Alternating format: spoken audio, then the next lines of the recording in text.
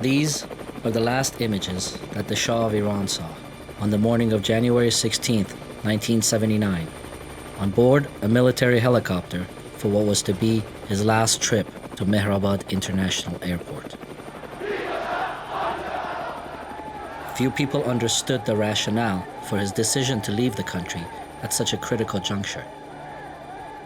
The King of Kings left his Pahlavi reign and went on to die 19 months later in exile due to medical complications. His departure changed the future history of the Middle East and the world. This is the medical story of that 19-month odyssey which brought about his death.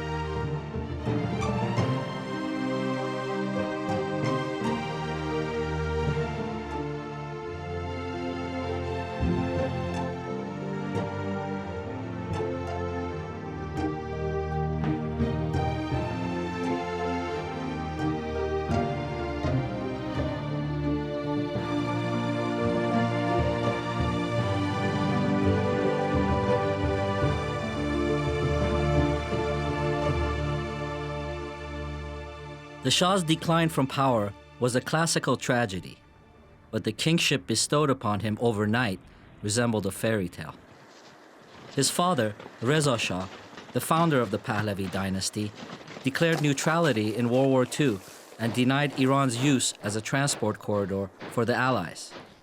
This stand instigated the Anglo-Soviet invasion and subsequent division of Iran into spheres of influence.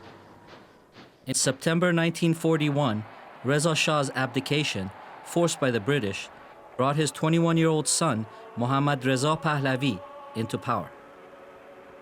The young Shah nearly lost his symbolic reign when in 1953, the Prime Minister, Mohammad Mossadegh, nationalized Iran's oil industry and demanded autonomy from Western colonial rule.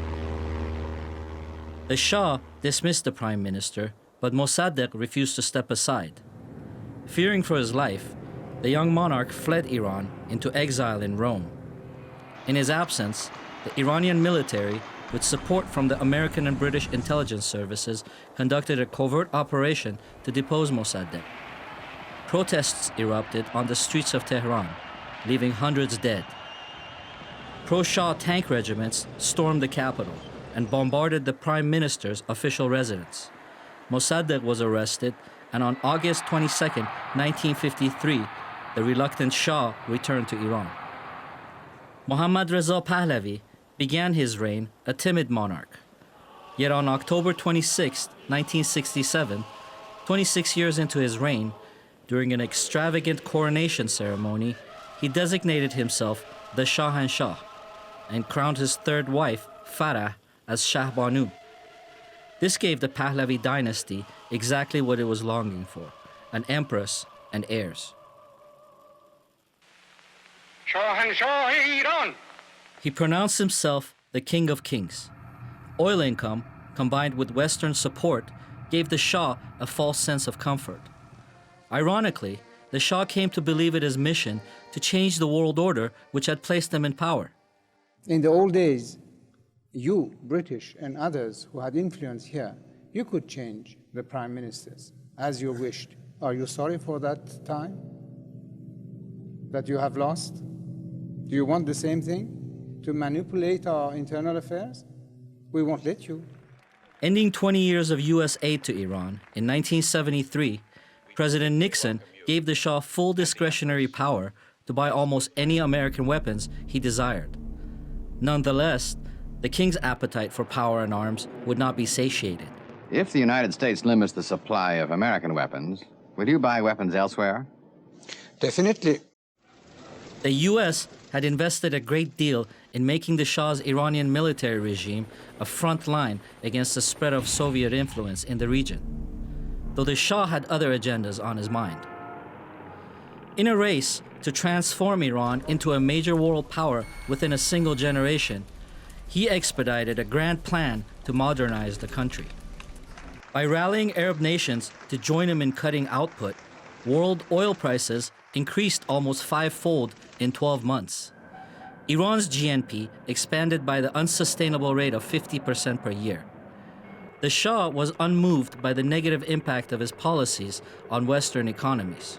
It's true that when we started to defend our interests, the price of commodities also rocketed up by several 100%. But this cannot continue. If you increase, we increase. If we increase, you increase. We have got to find some solution for this. The oil revenue windfall financed modernization, liberalization, and expanded education of Iranian society. However, the political and intellectual awakening of the middle class meant the masses demanded more freedom from the Pahlavi government. Numerous assassination attempts on the Shah did nothing to slow this trend. As the rapid modernization continued, poor infrastructure, lack of planning, mismanagement, and corruption brought many of the Shah's plans to a halt. Average Iranians were disillusioned. The king had misjudged the oil markets, as well as his own power, as far as threatening to cancel long-standing oil contracts with Western consortiums coming due in 1979.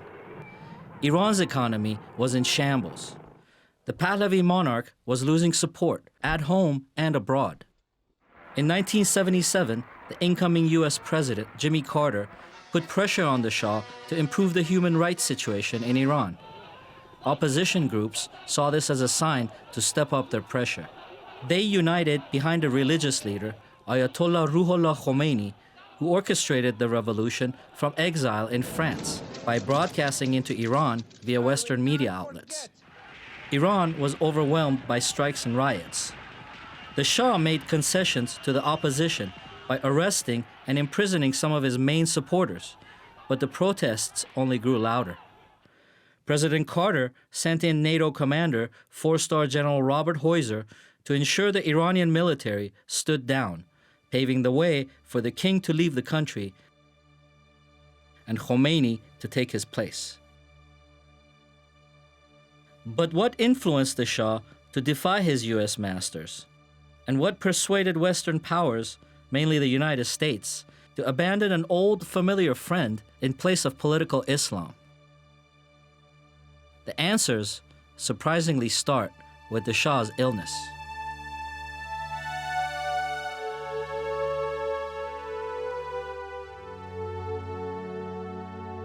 The prevailing story, as told by the Queen in her book An Enduring Love, contends that the Shah's cancer was first discovered by the French doctors in 1974, who kept it a secret, even from the king, having only learned of his illness at the very end, sometime around 1977.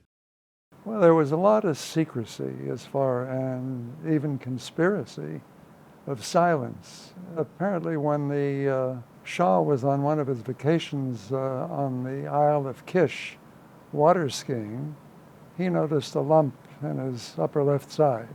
And I think he himself, I understand, thought it was the spleen.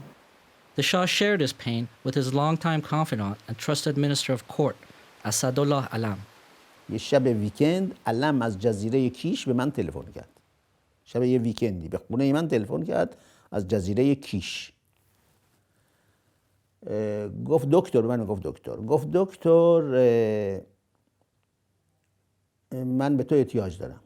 گفتم حالتون خوبه که من 7-8 روز پیش دیده بودمش که گفت نه برای من نیست ولی من به تو احتیاج دارم. علم تو تلفن به من اون شب گفت که تو باید بگی دوستای فرانسویت بیان. In 1974, world-famous French cancer specialist Dr. Jean Bernard and his lab technician Dr. Georges Flandrin were secretly flown into Iran to examine the Shah. Well, when the doctors in France, the specialists, were called, they were not told that they were going to see the Shah. They thought they were being called to see the court minister, an aide to the Shah. سر نهار به من گفتن آره برای اعلیحضرت بود، ما معاینش کردیم چیزی پیدا نکردیم، خیلی سر حال اعلیحضرت شما، خیلی مرد قوی، حالش هم خب سوابق مالاریا داشت. من فقط از فلاندران خواهش کردم یه خونی بگیره که بریم پاریس رو مطالعه دقیق‌تری هم می‌کنیم. Dr. Georges Flandrin, the Queen's medical voice on the Shah's illness, who throughout her book recounts this story via letters he supposedly sent to his mentor, Dr. Jean Bernard, claims that both French doctors made their diagnosis after looking at the Shah's blood samples under a microscope inside the marble-tiled bathroom of the palace. After they did some blood tests, they determined it was a chronic lymphatic leukemia.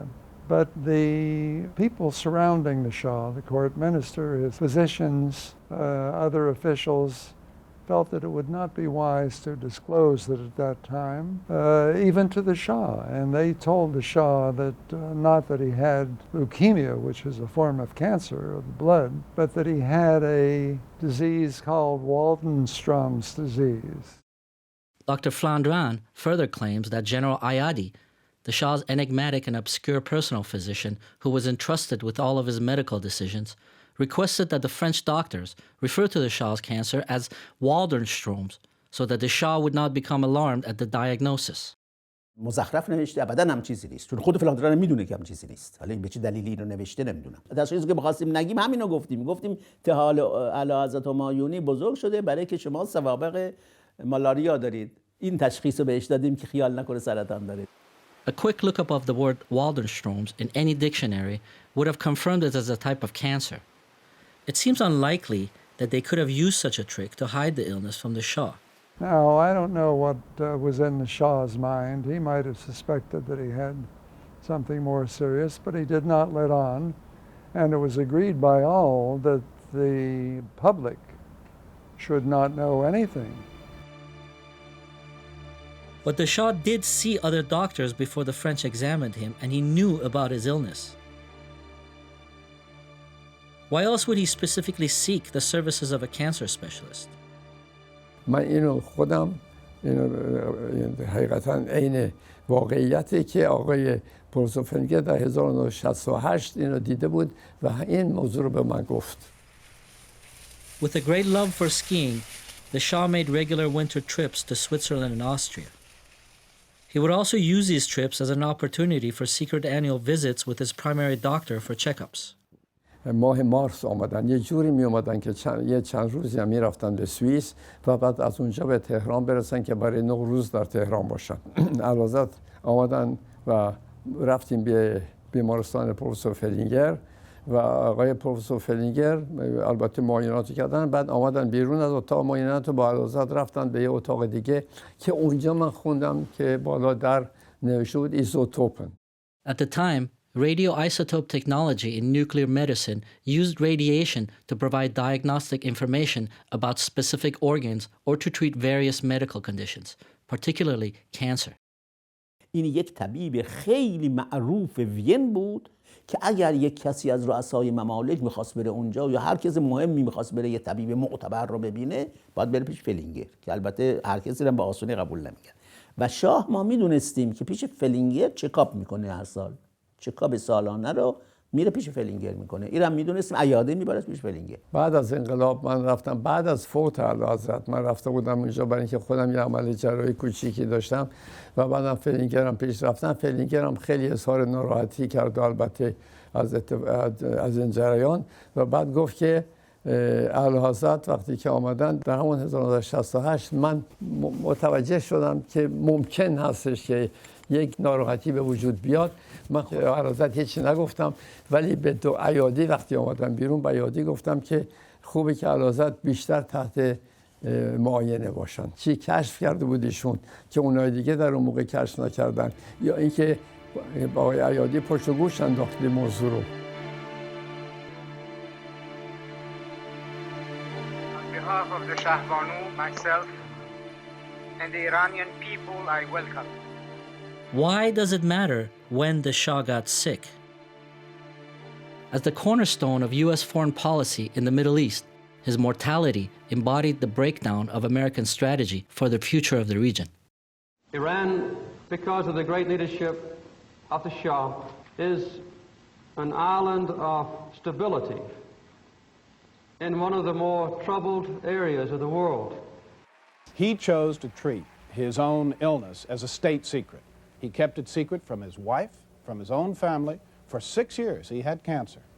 He did not tell his twin sister, Princess Ashraf, and he certainly didn't tell the United States. In fact, at one point, he misled American doctors who were examining his mother and asked about the family medical history. He was under the opinion that Iranians, once they learn about his illness, would not be supportive of him as before.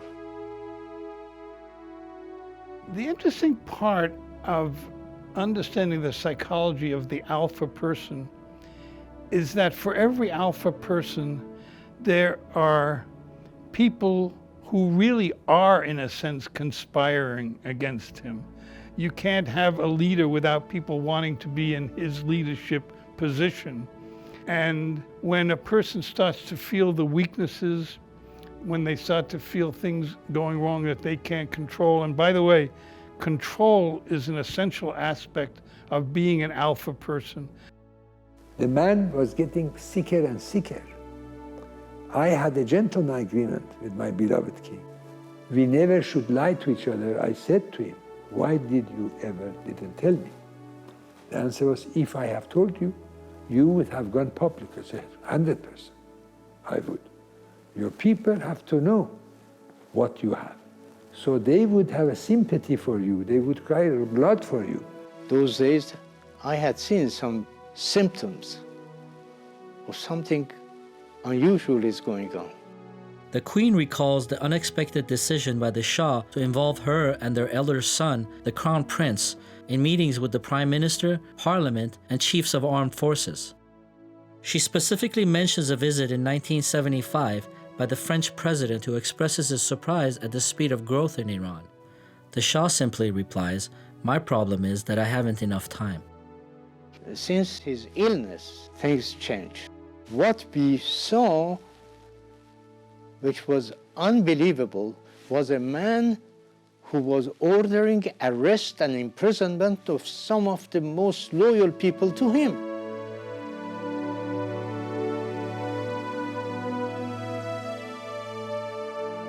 Until Mr. Alam was alive, they couldn't do much. But after he died and the Shah became alone, you know, the Queen's influence increased tremendously. On April 14, 1978, less than a year before the Iranian Revolution, Asadullah Alam, the Shah's most trusted advisor and friend, passed away.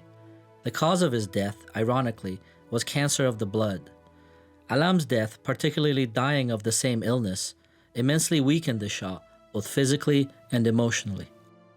Basically, the Queen took over, and they always believed that the Shah is very much hated, the Queen is very much loved, and so if the Shah goes, they can take over, but and they never put any value on religion.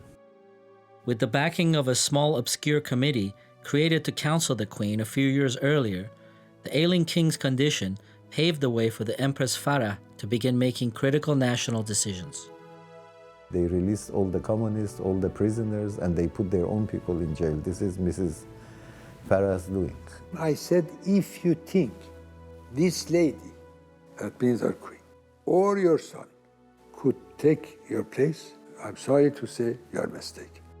If you go, everything would fall down.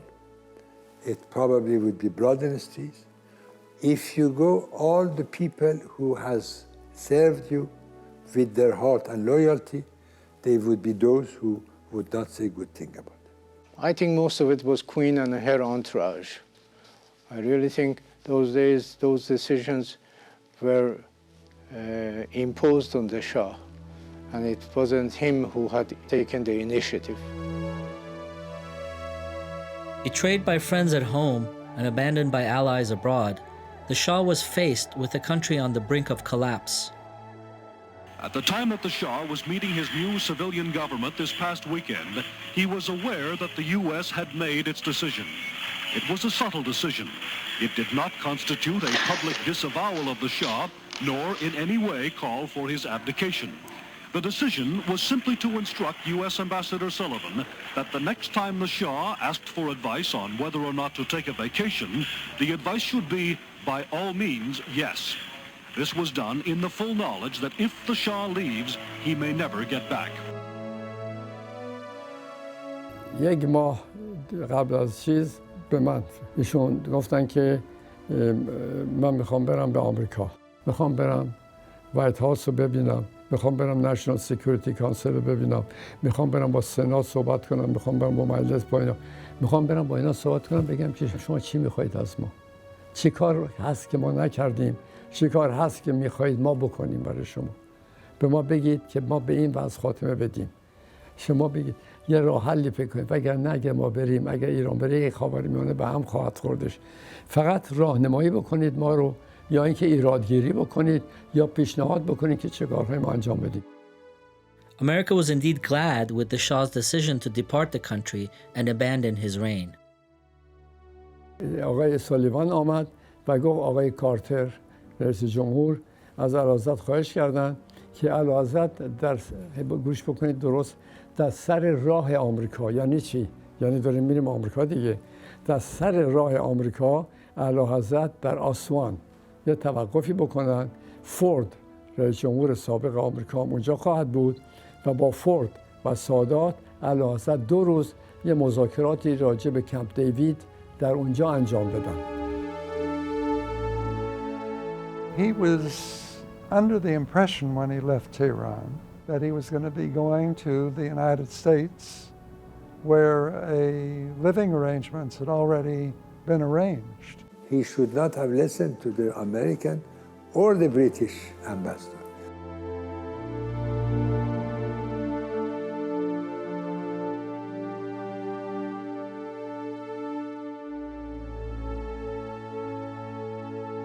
In January 16, 1979, the sick king and his family left Iran.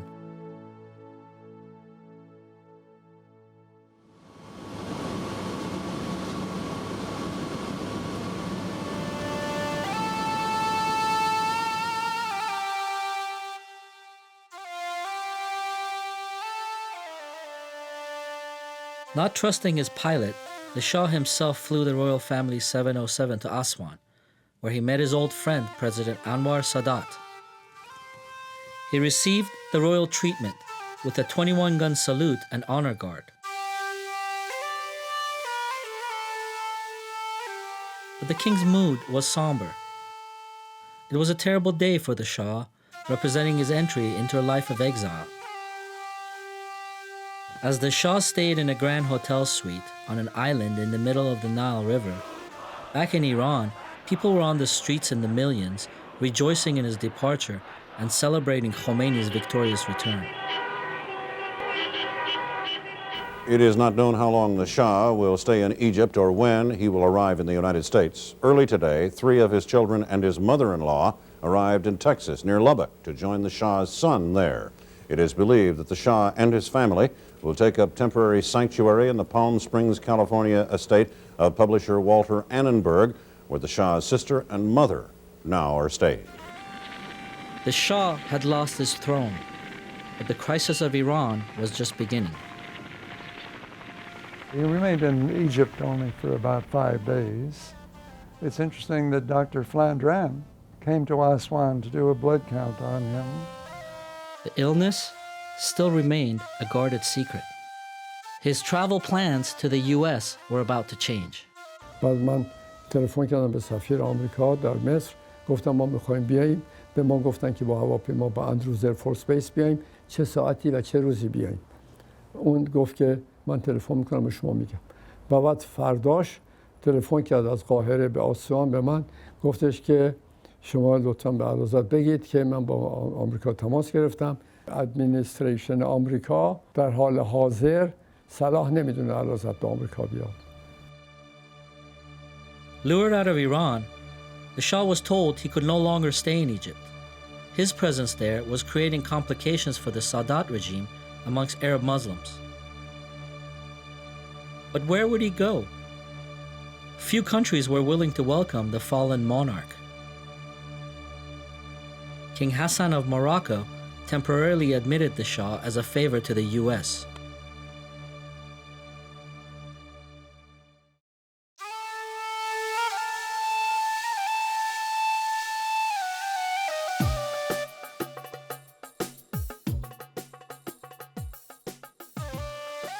The Shah's 2-month stay in Morocco began on a positive note.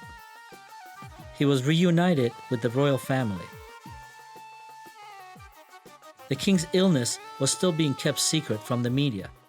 He went to Morocco where he had some comfortable quarters, but on February the 14th, 1979, there was a mob that went into the American embassy. Khomeini's followers in Iran, fearing a repeat of the Shah's return to power, stormed the American embassy.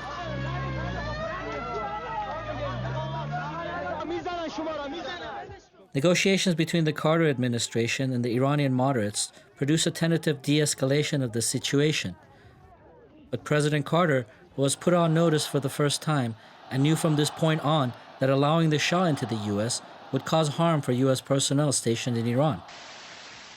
With that trouble in Tehran, the government of Morocco and King Hassan felt very uncomfortable in him staying in Morocco and asked him to leave. But where was he going to go? Nobody wanted to take him. They were afraid of reprisals. And finally, with the intervention of the Princess Ashraf, his twin sister, and Henry Kissinger, and David Rockefeller, they prevailed upon the government of the Bahamas.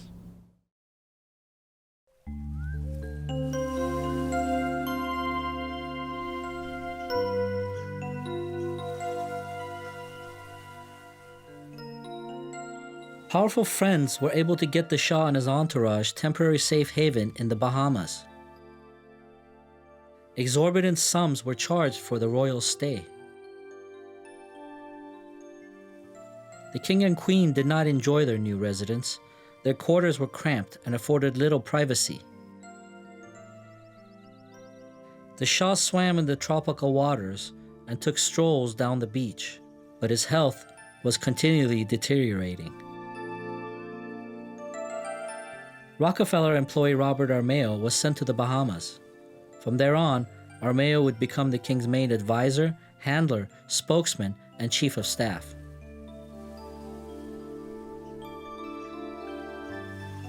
Blue skies and clear waters did not change the fact that the Shah was sick. Dr. Flandrin came to see him in the Bahamas, and that was the first time that the Shah's illness seemed to become more severe. Apparently, while he was in the Bahamas, he had developed a lymph node in his neck, and they had done a needle biopsy and had made a diagnosis of Hodgkin's disease. And needle biopsies are really not a good way to make a primary diagnosis of lymphoma. They had contended that it was because of the nature of secrecy that they were not able to get a genuine biopsy, an excisional biopsy. I find that a little hard to believe because taking a lymph node out from the neck is a rather simple procedure. I was surprised that the French hematologist was treating the Shah for a hematologic problem, malignant problem, without a proper diagnosis and in secret. Giving him chemotherapy without a tissue diagnosis, that's a mistake. The disease, which had previously been a more benign cancer in 1974, was becoming more malignant and required more active treatment, preferably in a hospital. They thought that he had a lymphoproliferative disorder and now a low-grade lymph malignancy of non-Hodgkin's variety, and now they thought he had Hodgkin's disease. Now, instead of being chronic lymphatic leukemia, had turned into a large cell lymphoma. which is a more dangerous and a disease with a much more serious outcome. Chronic lymphocytic leukemia is a type of cancer that starts with certain white blood cells in the bone marrow. These cancer cells travel from the marrow into the blood. The size of the cancer cells is one classification system for lymphoma. Certainly, I would not have accepted a needle biopsy as the basis for treating someone. After a couple of months, the British government decided that the Shah was no longer welcome in the Bahamas. He was like a citizen without a country. And with a lot of diplomatic maneuvering through David Rockefeller and through Henry Kissinger, the Mexican government and the President of Mexico, Lopez Portillo, agreed to have the Shah come to Mexico. But why Mexico? It was the closest destination to the U.S. That was a good place because they didn't need oil from Iran. They didn't have really any political interests in the region that were very important to them.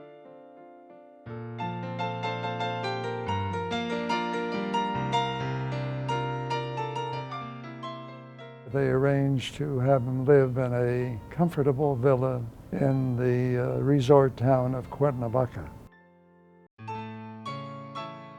At this point, he began to have many, many doctors. There were doctors in Mexico who saw him, Dr. Flandrin who came to see him.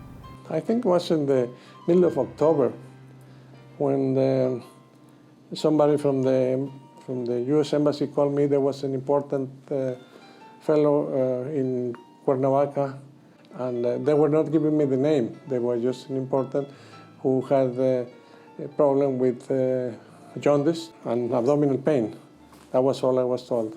And the American government, through David Rockefeller, sent down another doctor, a Dr. Benjamin Keene, an internist and a specialist in tropical diseases from New York. But he thought he was being called down to see the Shah because he had malaria. When David Rockefeller came and he saw that Shah was sick, he was jaundice, and somebody mentioned malaria, he went back to New York and he sent his tropical medicine expert. Ben Keene went down there and thought that what they were thinking was malaria was really platelets, which is a blood clotting element. We are a malaria-free country since the early 60s. As the royal family bid their time in Cuernavaca, hoping for an invitation to the U.S., the Shah was visited by an old friend, President Richard Nixon. If the United States does not stand by its friends, we are going to end up with no friends.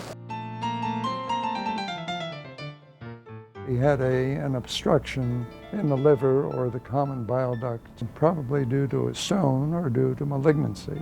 Well, that was the first time that there began to be a serious disagreement among the doctors. Dr. Keene is a parasitologist.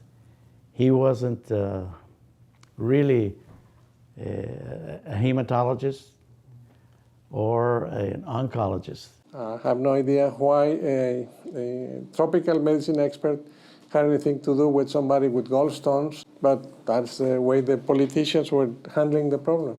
The Queen's memoirs describe the arrival of Dr. Keene as the start of a period of diagnostic cacophony, which transpired into a chain of critical disasters. Dr. Keene, on the other hand, depicted the Shah as a difficult and secretive patient for refusing to provide blood samples and withholding critical information about his illness. Ben had worked with the Rockefellers for a number of years, and that the Rockefellers were good friends of the Shah, and they implored him to bring him to New York. The Mexican doctors felt that they could treat the Shah in Mexico. They had the facilities at their hospital. We had the best private hospital in Mexico. We had the facilities to do the diagnosis. We had the facilities to perform surgery. Dr. Flandrin initially thought that the Shah could be treated in Mexico. He inspects the hospital in Mexico City and gives a favorable report to Armao, who responds to Dr. Flandran, "For a patient like His Majesty, this is not enough.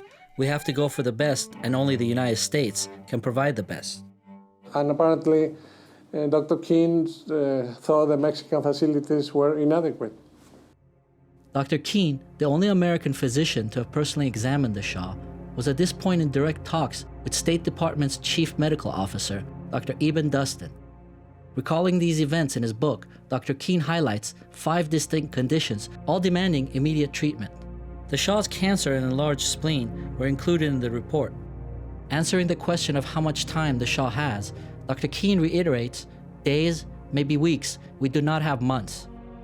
When asked if he can treat the Shah in Mexico, Dr. Keene replies, "Not as easily or as quickly, but it could be done." I was in Washington, D.C. I visited the State Department, then having dinner with Dr. Ibn Dustin. We're talking about the facilities for operating in Mexico, and I said we had everything ready at the ABC hospital. According to him, we were ready to bring him over. And then all of a sudden, he was called over the phone and, "You have a CT scan in Mexico?" I said, "No, we don't have, but we don't need it. We can make a diagnosis with regular ultrasound," which we did at the time for everybody with gallstones. We always use ultrasound. And then after he went back to the phone, and that was it. And I have no idea if the Shah ever made a decision himself. He took Dr. Keene's word for most of the things. But at that time, when this happened, I had already done 2 operations. I had operated on 2 ambassadors to the U.S. So they knew that I was a board-certified surgeon, and I had been trusted to operate on the U.S. ambassador to Mexico. What more proof of confidence you needed? I felt that, and so did Henry Kissinger, who also know him and worked with me on this. We worked together. We felt that at the very least, he should be invited to find refuge in the United States. And what about the Rockefellers? What was their interest in the Shah's affairs? Chase Manhattan Bank, which was owned by the Rockefellers and on whose board Henry Kissinger sat, was the exclusive bank to the Shah's government. The main accounts for the Central Bank of Iran, as well as the National Iranian Oil Company, were held at Chase. President Carter was very reluctant to admit the Shah because he knew all the possibilities. He was alerted by his own people. But even though I don't think he was convinced, he thought, well, if everyone else is pushing this, then perhaps it's the best thing to do. Maybe I'm not seeing something that should be seen in this situation, and I'm not going to hold out forever against my top advisors who are all now advising me to do the opposite. But then he was forced to. They tell you cannot abandon a friend. We put him in power. He's sick. In Mexico, they don't know how to do things. What force could possibly influence a standing U.S. president to go against his own best judgment and acquiesce? One of the items that I don't think is well known, or I certainly learned in the process of my research, was that the embassy had already been overrun 3 times before the one that is so famous where the hostages were actually taken and kept. We came under very heavy attack from 2 or 3 sides of the compound, and a group of very well-equipped armed men came in here, shot up my house and occupied it, shot up the embassy, Chancery. We telephoned to the security committee with the Khomeini group. They managed to send a group of people here just in the nick of time because we had abandoned the ground floor and we're all on the upper floor by the time these lads came, these freedom fighters, and they apparently routed the others and saved us. I didn't realize this was the fact, and I think a lot of Americans didn't, that Carter was very concerned about our embassy personnel. The treatment was delayed, and after several months in Mexico, the Shah was flown to the United States, to New York Hospital. The Carter administration did a humanitarian thing and let him in. And then all the trouble started.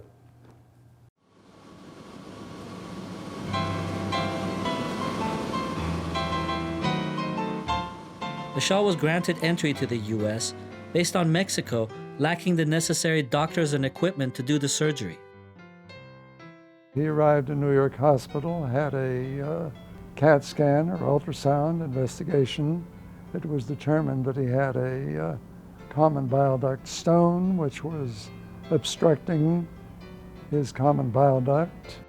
The gallbladder, a small pear-shaped organ, holds a digestive fluid called bile. Hardened deposits of digestive fluid, which form in the gallbladder, create gallstones and can block the bile duct. This obstruction can result in various complications, the most common being jaundice. Dr. King wanted the Shah to have the most famous surgeon for gallbladder problem in the U.S. at that time, Dr. Frank Glenn, to do the operation. And of course, he didn't do it. They sent somebody else. It was actually his trainee and student. Dr. Glenn was my mentor, was my teacher, who was retired. The operation was actually done by Dr. Bjorn Thorbjornarsson. I was in my office. It was across the street from the New York hospital. I got a call from Dr. Hibbert Williams. He told me he had a patient with common duct stones and asked me whether I would consult on him and take care of the problems. I went over to the hospital and saw him. He told me the patient was the Shah of Iran, who had been admitted to the hospital the day before under an alias. Armao, annoyed by the Undersecretary of State's unwillingness to allow the Shah entry into the U.S., arranges for New York Hospital to admit the ill king under his very name, David Newsom. Went into the room. Shah sat up and shook my hand and said that he was glad to have me take care of him, since I was the doctor that other doctors came to for their own care. Where he got that information from, I have no idea. The patient was not informed of who was going to operate on him. What drove me absolutely crazy was that Ben Keen, and I don't know what his agenda was, would never let me know in advance of what was going on. The oncologist who was engaged in New York Hospital apparently did not even know that the Shah was being operated on. We discussed the case and what we should do, and I was looking at some of the records and I noticed that he had a big spleen. And it kept bugging me and bugging me and bugging me. And everyone said, well, you know, we got to take care of this gallbladder first. So here I have a spleen that I don't know what's in there. And I need to know what's in that spleen, because I know he's got lymphoma up at his neck, which would make him localized lymphoma. But if he has it in his spleen, this large cell lymphoma, this high-grade disease as opposed to low-grade disease, then I wouldn't have irradiated him. I would have given him chemotherapy. The day of operation was the next morning. The administration arranged to give me the early time. It was 8 o'clock, I believe it was. I drove in the next morning, determined to meet with the people and say, we need to take out the spleen. I show up, and I'm told that he's in the operating room.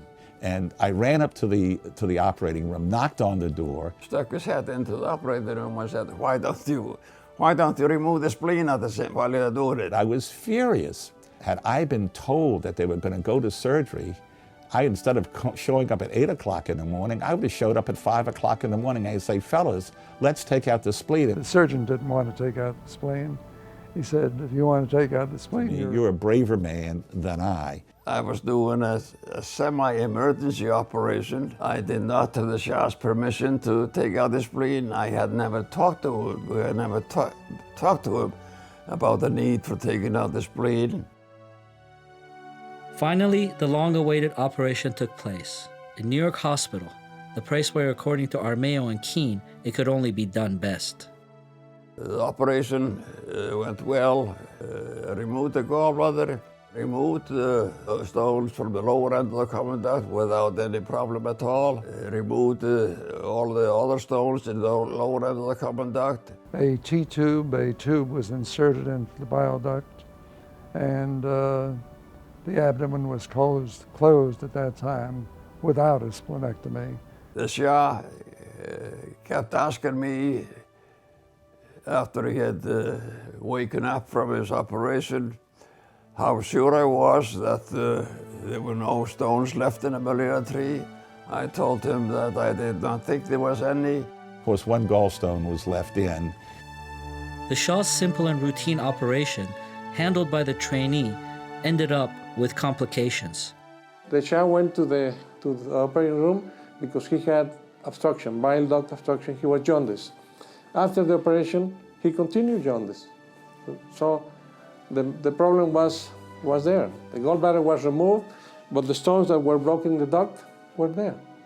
I felt a little bit uneasy about the fact that the left hepatic stone had not come out as an identifiable stone, but both the scoping and the x-rays failed to show any remaining stones, so there was nothing else we could do.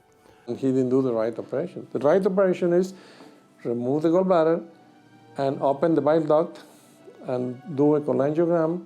That means x-rays in the operating room. X-rays done in the operating room were never of the best quality. They are done through a portable machine and lack the fine definition that you do in the regular X-ray. New York Hospital, one of the best medical centers in the U.S., don't kid me. And the equipment to do the operative cholangiogram is not good. That's nonsense. So they called a specialist from British Columbia called Dr. Burheen from Vancouver to come in to remove the stone through the tube, which he did successfully. As the Queen said, he got the worst possible treatment. On November 3rd, there was a medical news conference in New York discussing the Shah's health. Cancer was the main topic. His Imperial Majesty Shah Mohammad Reza Pahlavi was admitted to New York Hospital on Monday evening, October 22nd, with the diagnosis of lymphoma, for which he has been treated for approximately 6 years by a team of renowned French physicians. The medical secret the Shah had tried so hard to keep, even from his own people, was let out on a global stage. So at the news conference, they're not interested in gallstones. What they were interested in, of course, was his lymphoma. I'm going to this news conference. I don't know whether he's got stage 1 disease, whether he's got stage 3 disease. And I'm sort of in a quandary, and I don't want to release too much information. People are saying, well, he may, if you say too much, he may want to go back one day to take over Iran, et cetera, et cetera, et cetera, et cetera.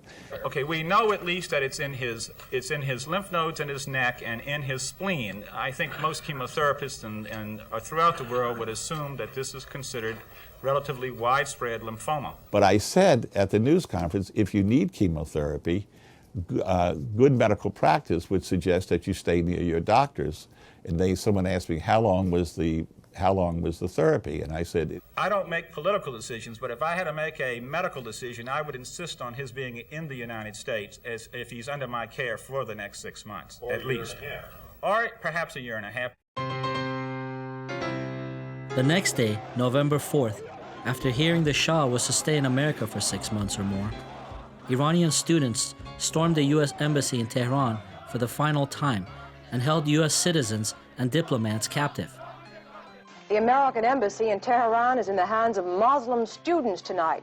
I have received assurances that they will be kept safe and well. The administration's problem is no one knows whom to blame for the takeover of the embassy.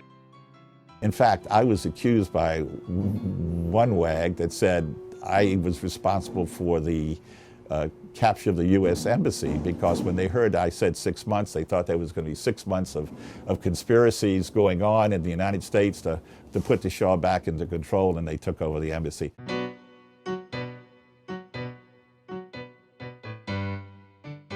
So why did Carter allow the Shah to enter the U.S. when he knew Americans would be held hostage in Iran?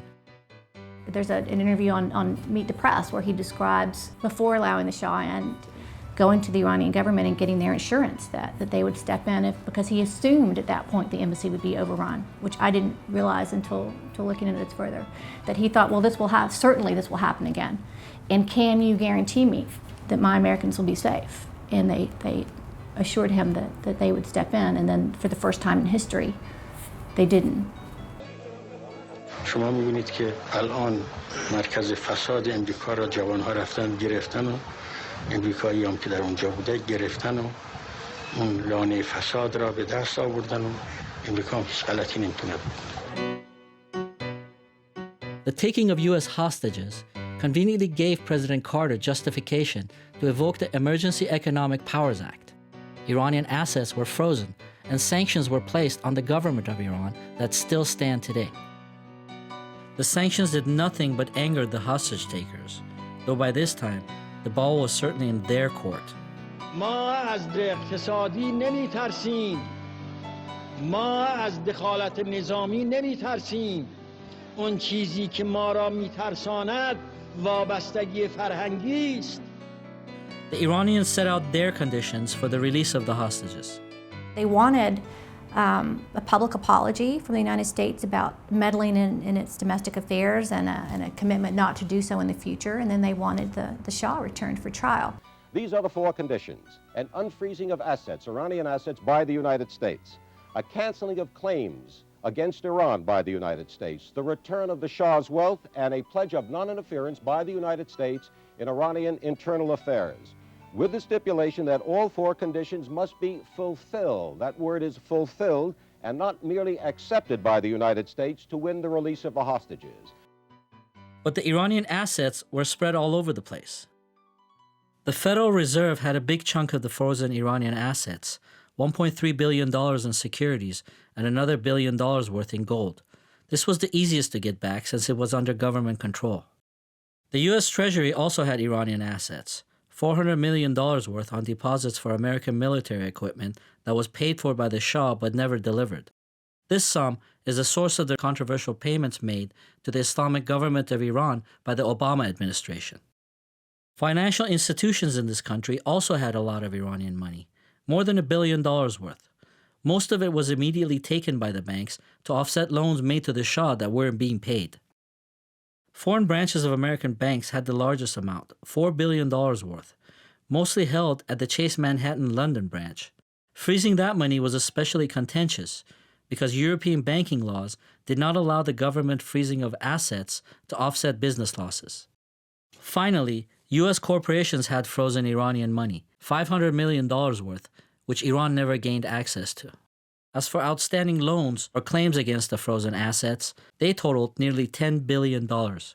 That's roughly $50 billion in today's dollars, but no one knew for sure.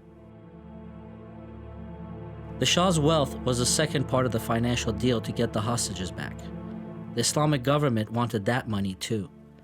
By some estimates, it ranged in the billions of dollars. With only about a tenth of that physically located in this country, the U.S. had no legal right to touch that money.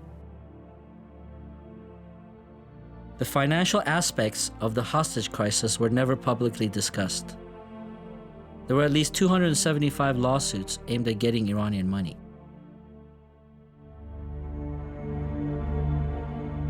The United States government at that time was convinced that the Shah had to leave the United States, and I think the Shah himself said to ensure the fact that the hostages were not endangered, he knew that he had to leave. They told him, "You are not welcome anymore. Your visa has expired." Frantically, they began to look for another place that he might go. Again, that where came up, and again the delay in treatment. The Shah thought he would be allowed back in Mexico. Mexican people, and I told President Lopez Portillo, if we are not good to treat him, we are not good to rescue him. The risk posed by the Shah's presence in the U.S. was such that President Carter sent his chief of staff, Hamilton Jordan, in an exhaustive search for possible countries to admit the Shah. They began negotiations with Panama, but in the meantime, they decided that he should go to an air base in Texas, where he and the Queen were allowed to establish their quarters. The transfer from New York to Lackland was arranged under tight security. The confined quarters of the psychiatric wing of the military base finally generated a vocal complaint by the Queen. Ironically, the ill treatment and misdiagnosis of the Shah up to that point or afterwards did not warrant such an outward display from her. But meanwhile, the spleen became larger, the blood count became worse, and it was evident that his spleen had to come out. The main concern was to get the Shah out of the U.S. Then they want the Iranians to keep the words of killing one American every 24 hours. Arrangements were made to fly him to Panama with his entourage, and he was flown to Contadora Island. The Shah was let in with the understanding that the reason for his visit was medical and for humanitarian purposes only. After the taking of the American hostages, medical or humanitarian grounds did not warrant his presence in the U.S.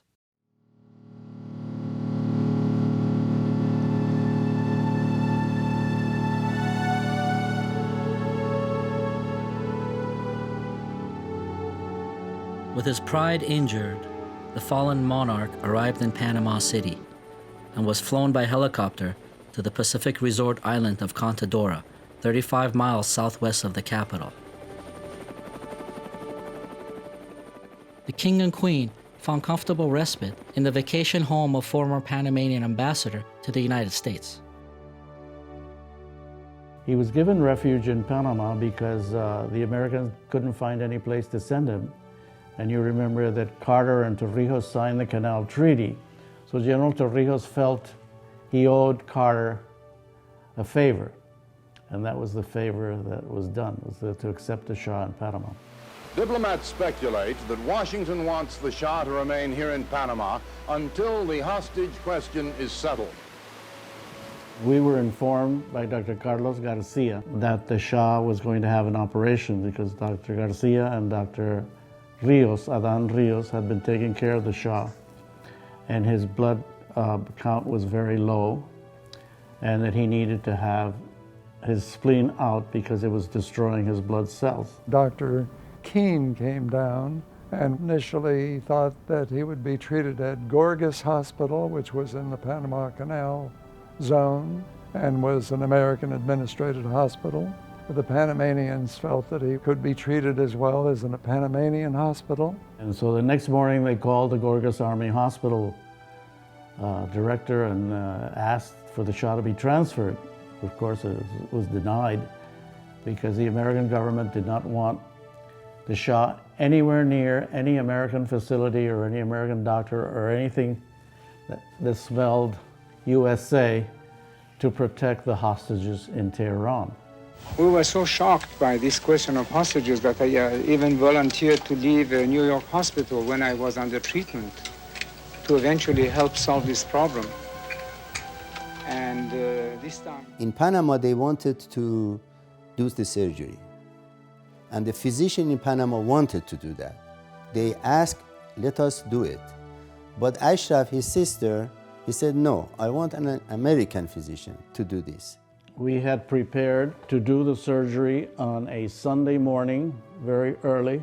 Also, we had negotiated through the American Embassy and the U.S. Army to have a blood separator sent to Panama. At that time, that was a very new type of equipment with Dr. Gene Hester, who was a hematologist in Houston. And they had about 10 U.S. soldiers of his blood type set up there, just fresh blood. The aim was processing large volumes of normal donor blood to collect and concentrate sufficient granulocytes for replacement therapy on leukemia patients. a technique Dr. Hester had been involved in developing since the early 70s. So we seem to have everything going very well. When all of a sudden we got an article from New York where Dr. Keene had stated that the Shah would be admitted that weekend to a Panamanian hospital for a splenectomy. And then on Wednesday, Dr. DeBakey made a statement to the press that he was coming because nobody in Panama knew how to take care of a spleen. Dr. Keene decided that Dr.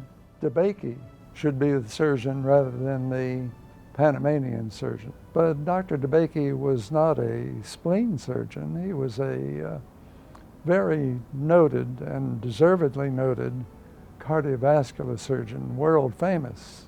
They just went by the name. They just went for the prestige. They just go for the, you know what? My gallbladder was took out by DeBakey. Typical Ben Keene. I'm going to get the biggest name I can get. That's pure and simple Ben Keene. I said, for God's sake, why they chose him? He's not the man for this procedure, just like that. But I knew that nobody going to tell him, you know what, Dr. DeBakey, please don't go. This is not your job. Why you being in that position, you accept to go to a different country, which is not a good idea, to do an operation that you haven't done maybe in 30 years or 40. He was a big man in abdominal surgery in the 40s. And then in the 60s, he became one of the top surgeons in cardiovascular surgery. Now, a good cardiac surgeon can do abdominal surgery, but why not get a guy who does splenectomies all the time? Dr. Keene says in his book that he had a brainstorm and called Dr. DeBakey because Dr. DeBakey had operated on many world celebrities, and the Shah deserved a celebrity surgeon. Dr. DeBakey was under the impression that he had been hired by Ben Keene and probably Rockefeller to come to Panama to do this surgery. And he's such a famous man that he thought that, all the doors would be open to him right away, and that wasn't the way the U.S. Embassy and our government had planned it, because he's not allowed to practice in Panama. He's not a Panamanian. But our government issued a special ruling saying that he could work as an observer and a consultant to our team. And with all those fanfare and noise, Dr. DeBakey comes to Panama. I come here to operate on the Shah. How do you feel if you were a Panamanian surgeon? We had told Dr. Keene that he was welcome to join our team. What happened was he got off the plane with his team. There was a certain arrogance there. I think they felt they had been upended all this time.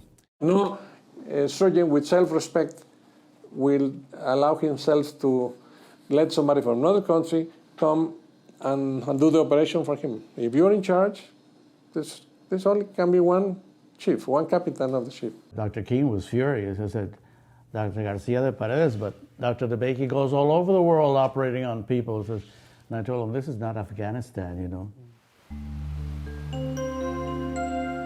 Settled on a miniature chair in a foreign land, far removed from the peacock throne, once again, the king's indecisiveness had created a vacuum for others to make important decisions about his affairs. And it went back and forth between Dr. Flandrin, DeBakey, Keene, the Panamanian surgeons, to where would the operation take place and who would do it, when it would be done. Meanwhile, the spleen was getting worse.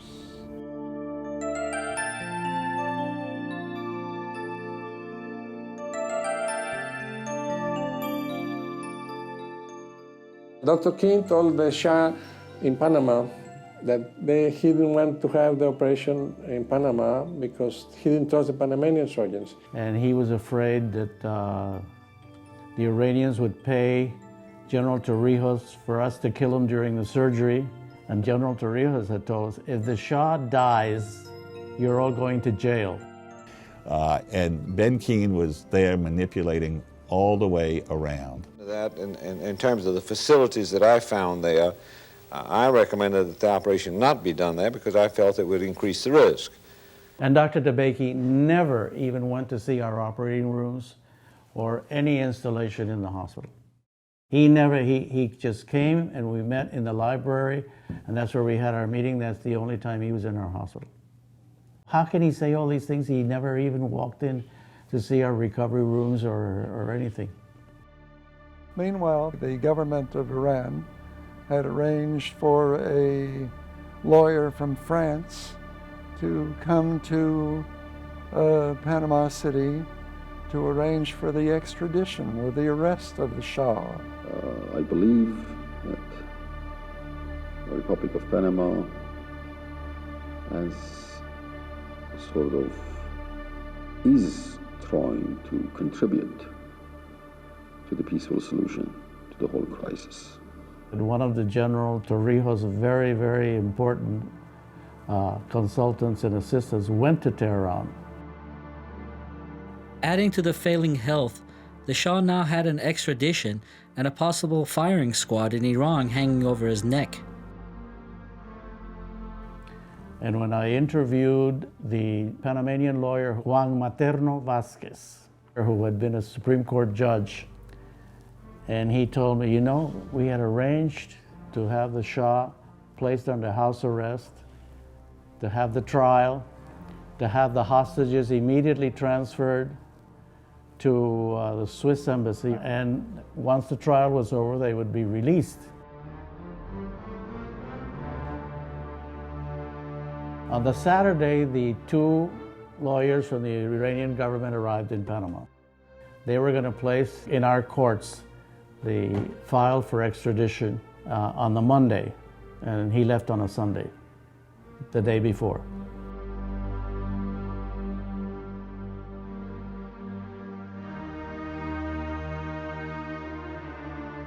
Queen Farah called her friend in Egypt, the wife of Sadat, and she said, "Come to Egypt."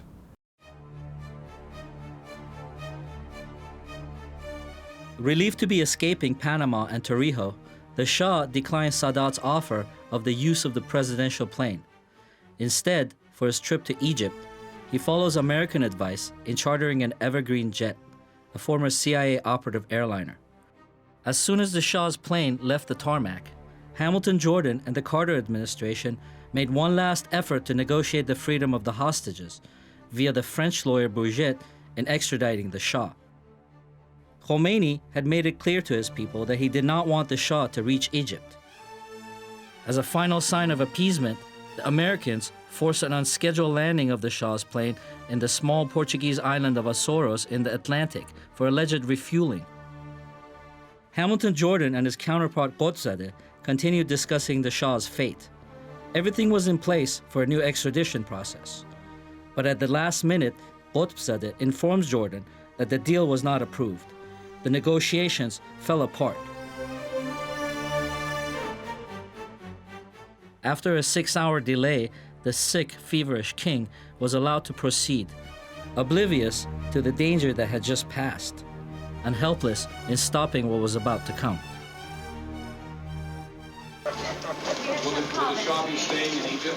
We'll have ample time. Yes, he's permanent still. We'll have ample time after the operation to speak with you, gentlemen and ladies. You will stay here permanently, sir? Yes. President Sadat and his wife were there to greet the Shah and his queen. They were very amazed at how wan and thin the Shah looked. The Shah had nowhere else to go. One way or another, Egypt would be his final stop. Dr. DeBakey came 3 days later, ready for operation. And the splenectomy was scheduled and done. It took about 80 minutes. Spleen came out easily. And shortly after the operation, the Shah looked quite well. So in effect what you're saying is that the operation for the removal of the spleen went well, and if he now continues to respond to chemotherapy, he will continue to live at a fairly normal rate. Exactly, and he's done extremely well following the operation. Really, I think his progress has been much more rapid than we had hoped for. Dr. DeBakey was awarded an Order of the Egyptian Empire by President Sadat for his operation. But within a couple of weeks, the Shah began to have pain in his chest, developed fevers, chill, and he was not doing well. So it happened, the most famous surgeon in the world hadn't done a splenectomy in 40 years. Dr. DeBakey had decided to leave his patient without a drain. You would drain it?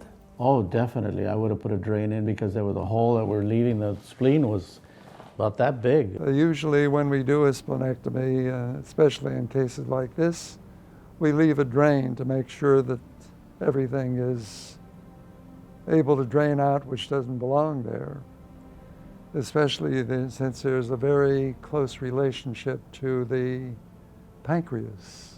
The pancreas is the thing you have to pay a good deal of attention to when you do a splenectomy. The tail of the pancreas, the end of the pancreas, is usually intimately stuck into what we call the hilum or the spleen. Any surgical teaching tells you that when you go in there to remove a spleen, you have to take extreme care to avoid damaging the pancreas.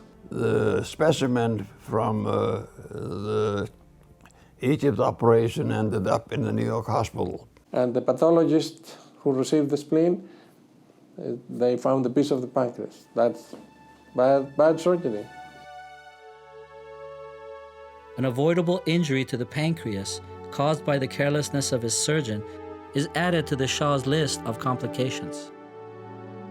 So I fly into Egypt and I see the Shah and I speak to the Egyptian doctors and they tell me that he nicked the pancreas and he was running fever. I said, you must start him on intravenous antibiotics. They said, His Majesty doesn't want intravenous antibiotics. He wants oral antibiotics. I said, I don't care what His Majesty wants. I'm telling you, you've got to give him intravenous antibiotics.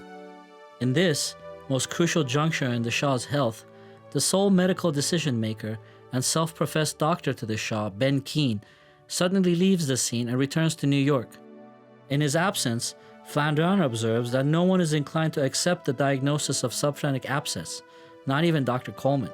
I was worried to death that he had a subphrenic abscess. And DeBakey called and assured me. He went back to see him. He says he does not have a subphrenic abscess.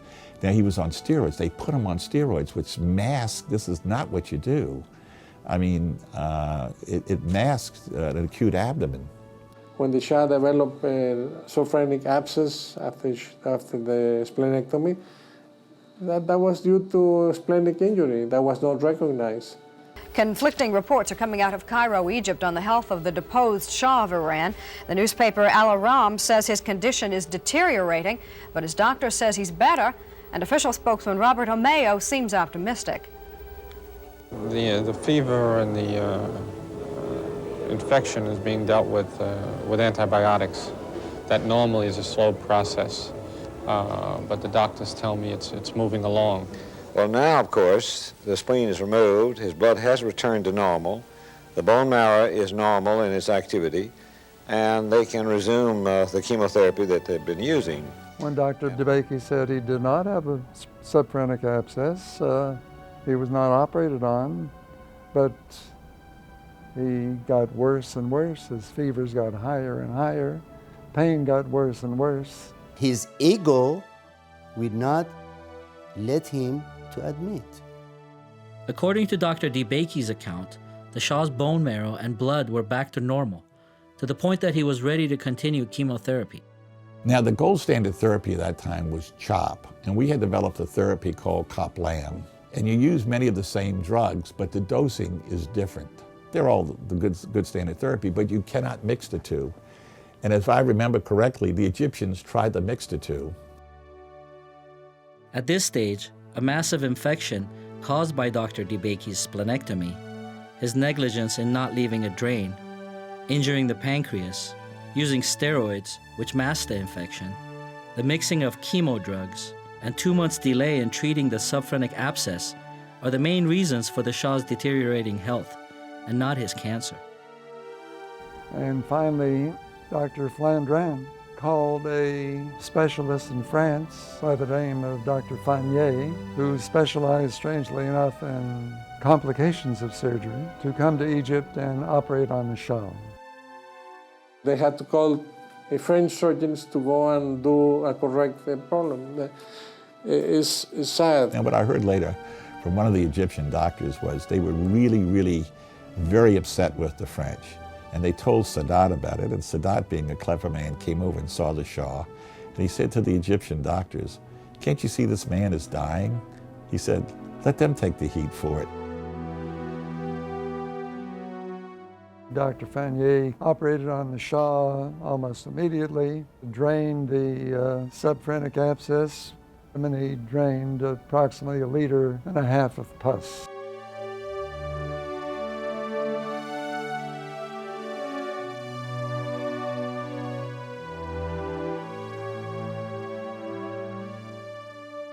But he had really suffered from this infection for a long time. And in July of 1980, he finally lapsed into a coma and died.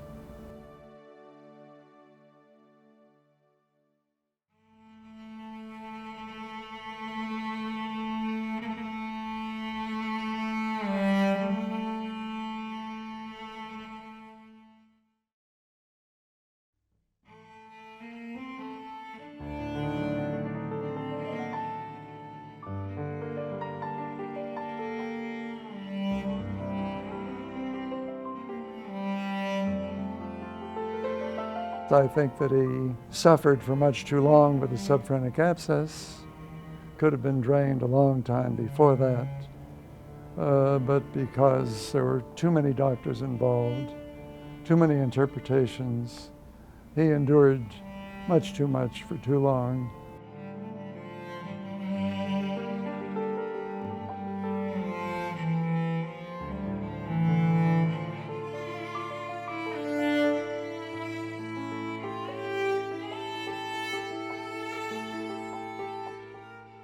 The whole thing is a book of malpractice from the point of view of hematology, oncology, surgery, handling the complications.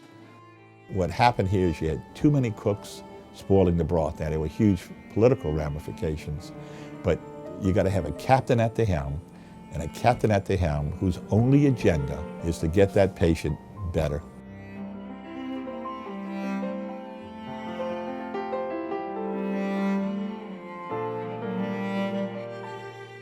It's sad that a person with so much power, so much money, couldn't get the care that he needed because of his political needs and the political situation of the American government and the Iranian government and everybody else involved.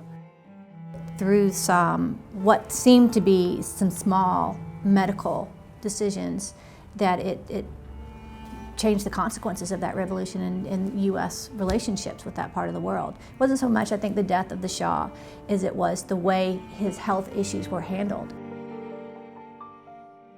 The Shah got into a position of where he was almost never seeing the reality of his sickness, of his relationships, of his positions, of the people who were taking care of him. And it had to result in a personal disaster for him.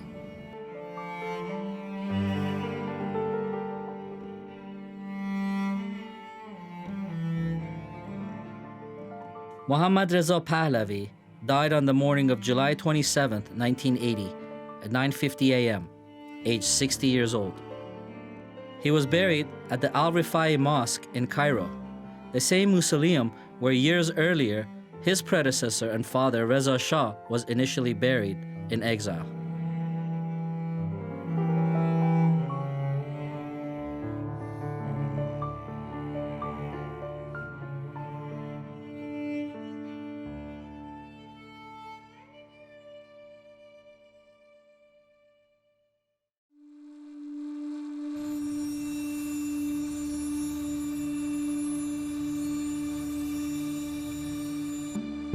January 16, 1979, the Shah left Iran for the last time.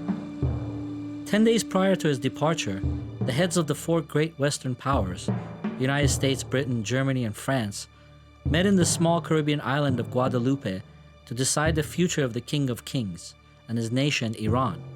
After all, this was the year their oil contracts were to expire. در این موقع آقای ژیسکار دستان وارد میشه میگه که نه دیگه تمام شد عمر شاه روزهای شاه شمرده شده و راه مرض سرطان داره و شاه خواهد رفت باید به فکر یه چیز دیگه بکنیم. آقای ژیسکار دستان اطلاع حاصل کرده بودش از بیماری اعلیحضرت به طور خیلی محرمانه از همین آقای برنارد میدونید. Lord David Owen, then British Foreign Secretary, writes that after leaving office, the French Foreign Minister told him that the French were indeed aware of the Shah's diagnosis.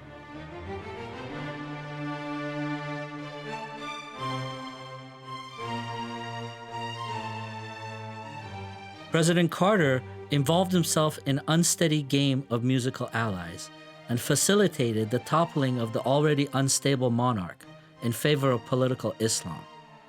This was all achieved under the banner of democracy, human rights, and the Iranian people's right to self-determination. But for Carter and the US, there was blowback. The president was also consumed in the inferno more than any of his co-conspirators from Guadeloupe. Students think that Iran is our enemy because they're building nuclear weapons. And I find that interesting. And a lot of it stems as well from George W. Bush's speech in the Axis of Evil. And so many, for the year after that at least, maybe even longer, every time those three countries were mentioned, the Axis of Evil was put right next to it. So that you get these kids at very impressionable ages who just think they've always been our enemy. They had no idea that we were ever allies. They had no idea that there was something particular, that there was a set of decisions made during a very brief period of time that have led us to where we are now with these decades now of sanctions that have affected our relationships, well, and Iran's relationship with the rest of the world, for that matter. The Carter administration failed to grasp the real meaning of political Islam. Fast forward 30 years later, President Barack Obama followed the line of his predecessor, Jimmy Carter, in trying to reforge a path of reconciliation between the US and political Islam in Iran. Relations with Iran were the one legacy President Obama pursued vigorously to all ends. But at what price? The price of democracy, the price of human rights, and the price of the Iranian people's right to self-determination? The same idealism and naivety that brought down the Carter presidency can no longer touch President Obama. However, the impact of his decision to negotiate with the Shia Islamic clergy that hold actual power in Iran, or President Trump's willingness to further pursue this path, will be the real legacy left behind for future generations.